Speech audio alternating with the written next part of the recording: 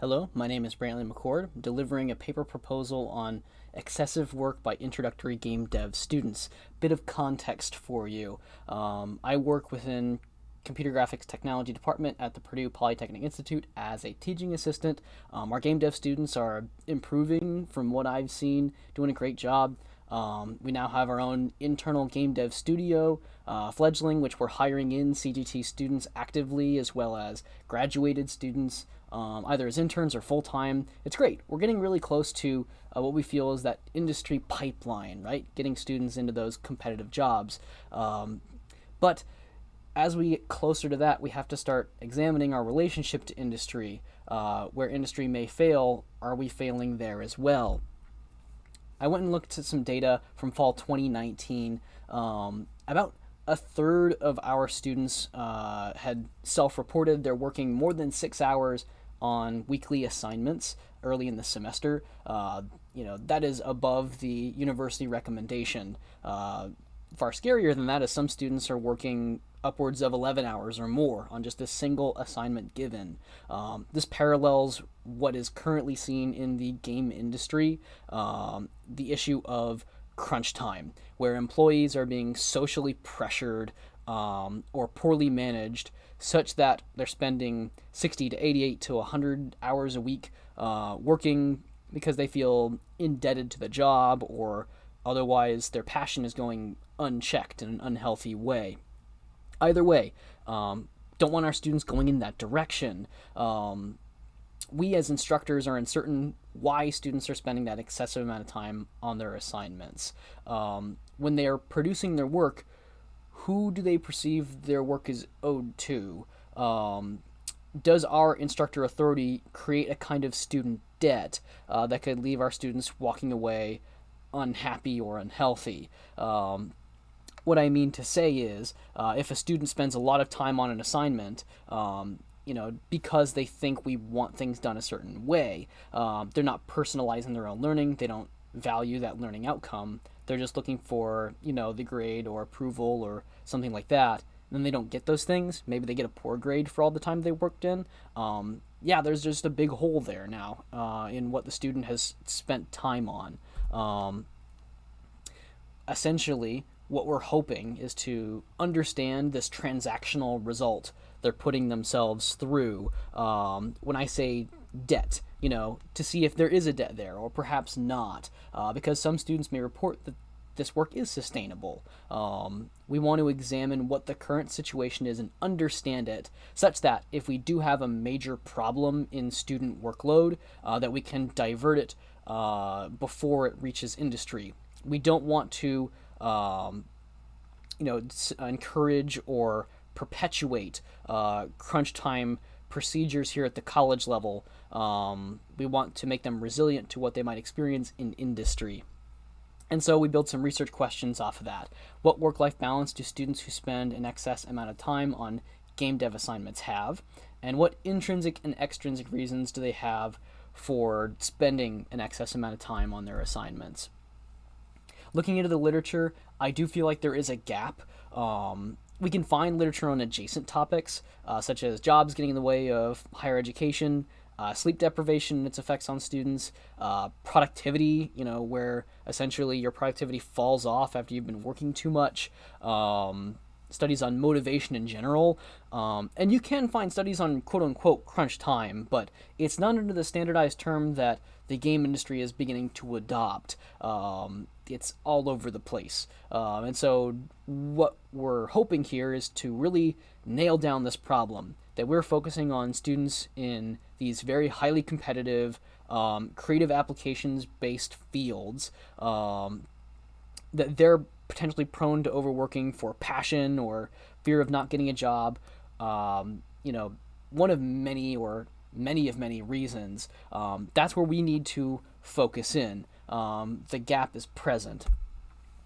So, I have a personal stake in this.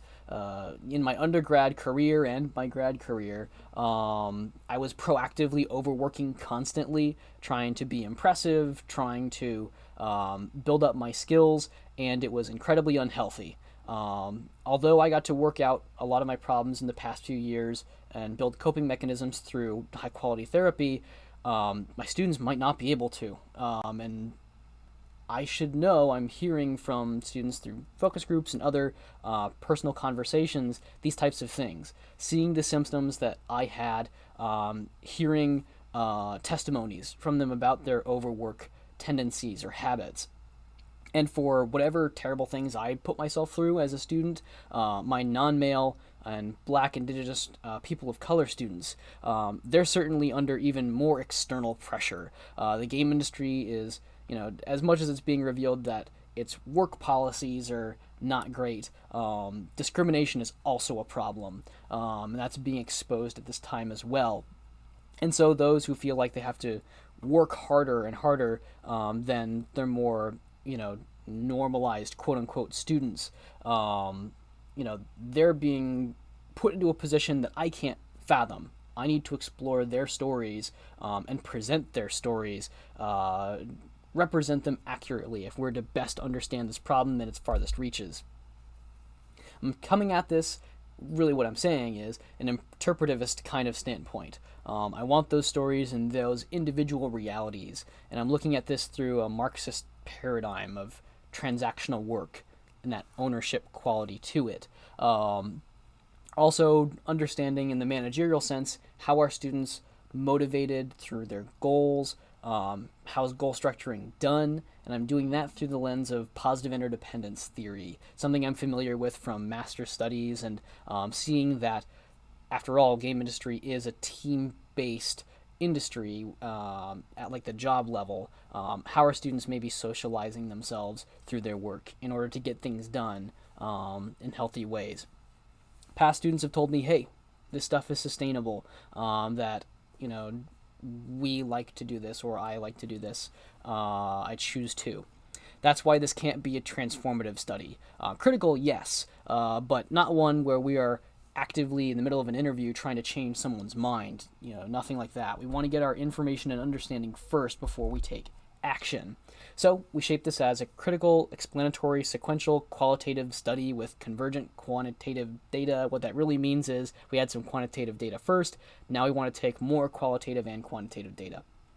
As the primary author, I'm going to be doing everything I can on this study. That means designing things, that means conducting interviews, taking notes, observing, and then being the thematic analyzer for all of this. And we'll be doing this as we go.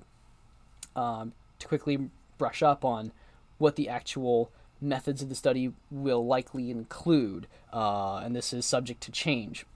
We'll be replicating surveys that we gave in previous years. That includes operational surveys that we send to the students each week, where they self-report things like the quality of their learning experiences, or what they find difficult or not, or most importantly, what their current work hours are per week. We distribute those by email, as I said, each Friday. Also be sending out one single survey, COTAS's reasons for attendance and non-attendance. Although this is not an attendance study, we might be able to understand their relationship to the course better and their motivations for showing up and putting work in by having this. And so we'll be distributing that one time near the end of the semester. All students will be essentially involved in taking these surveys, or at least that's our hope. They'll be graded for a minor amount of points, and so in a sense it's mandatory. They can skip it and we can't stop them, but in essence, the technicality here says that this is a mandatory involvement that the students are in. On the qualitative side, this is going to be voluntary, and we're going to be looking at purposive selections of students. That'll be done to connect them with these semi-structured interviews, as well as instructors. We're also going to be bringing instructors in for interviews, though, not quite as many. And these numbers are still pretty much just estimates at this rate. So don't put too much stock in them. And if you've got ideas for me, let me know. On the topic of these selections of students and instructors, for the students, we'll be purposively selecting them to represent that high to low range of time spent on assignments and the high to low range of grades received per those times. So kind of looking at the matrix of combinations of qualities here. If a student works very low amount of time but then gets a high grade, we want to check out their story and then compare that with someone who may have worked a medium amount of time and got a low grade, so on and so forth. We'll be holding all these interviews either through Knoy Hall or by video conference. That'll be taking place after the first half of the semester. We'll be making sure to collect demographics on students so that way we can help to position their stories as they're being given. After all, if we can't interview everyone, we really need to have our context nailed down. It matters so much for the inspired motivation and extrinsic aspects of work, at least from what I could foresee. In order to validate this study, we'll be using Lather's minimum suggestions of validating things, including triangulation. For example, that's why we've got our different student types and involving instructors in the mix, not just from the Polytechnic Institute, but outside of Purdue as well. Reflexive subjectivity, face validity, catalytic validity. As another example, as we collect data, I'll be constantly comparing it and coding as we go. That way, with each of those segments, we have this reflexive look at where things have gone. We have it documented. We can see where me and my bias have taken these themes and potentially uncover places where I might have steered things wrong, or otherwise just seeing how things shaped up over time.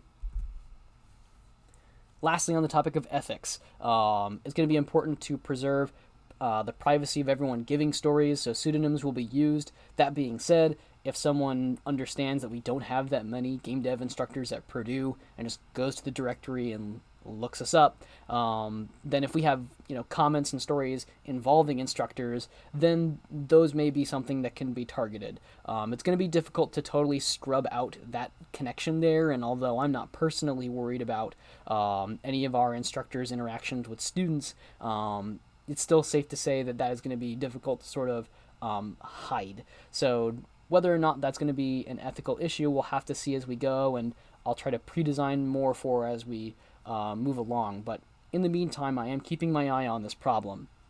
As I said, I hold a power position over my students.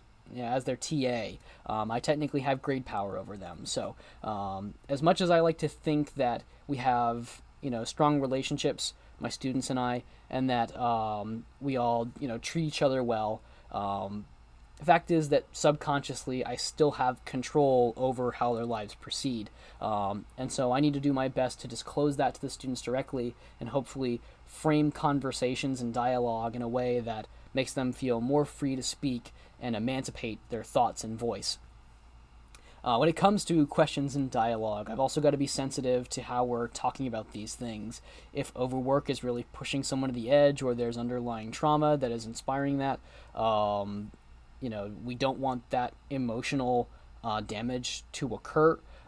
So I'll be watching my words and watching my participants closely to make sure that we don't push any boundaries too far.